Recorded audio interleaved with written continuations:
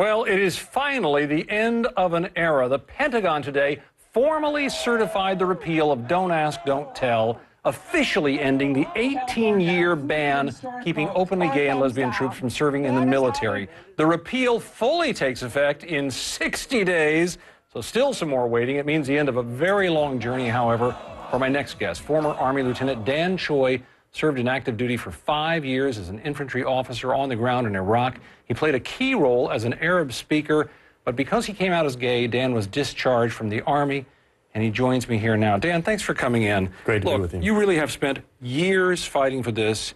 You gave up a distinguished career. How do you feel today? It's a vindication in one aspect, but we know that the journey is not done. We have a lot more that we have to continue to fight for. When I go back into the military, I'm going to want a non-discrimination policy. And for this president to not push for a non-discrimination policy or to strip it out of this compromise bill that was passed, I think is incredulous. We need to keep fighting. This is not the end. This is just basic training. You have been very disappointed in political leaders across the spectrum, including this president, who you thought was going to lead the charge and whom I'm sure would like to have credit for leading the charge, but you don't feel he did. As all politicians do. They love to take credit for everything, but I don't credit any politician today. I credit all of the soldiers who have stood up and broke the law in order to get this done. And that's amazing that we're even saying this. The soldiers should have to come up on TV, that they should have to go get arrested, they should have to protest, become activists when they're trained not to be activists in the military. This was a difficult thing for you to do as well, the idea of saying, you know, you were trained to follow orders, to aggressively say, I'm going to disobey orders at the highest level because I think it's right. We were trained in military obedience, not civil disobedience. So it was very difficult for me to make that transition, to even call myself an activist. And the fact that we had to was the greatest shame of this entire journey, that our politicians failed us. And for as long as it lasted, said, be patient. Wait, don't criticize. And it is not our job as soldiers to rise up against the system, but sometimes we had to do that in order to fight for the meaning of this country. I don't want to dwell on the political side of this too much, but you've even voiced the idea that you would like to find a Republican to support in the next election. Why would you want to do that, and what's important about that to people who are concerned about gay or lesbian rights? Why should I endorse President Obama? I think the question is fair. Listen, I'm not a vindictive man. I am not vengeful.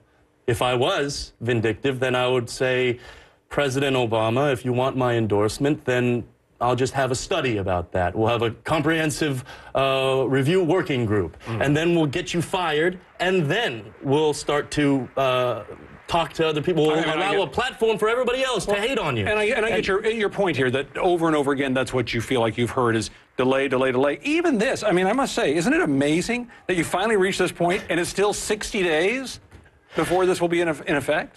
I think we would be very smart to remember what Martin Luther King said about waiting.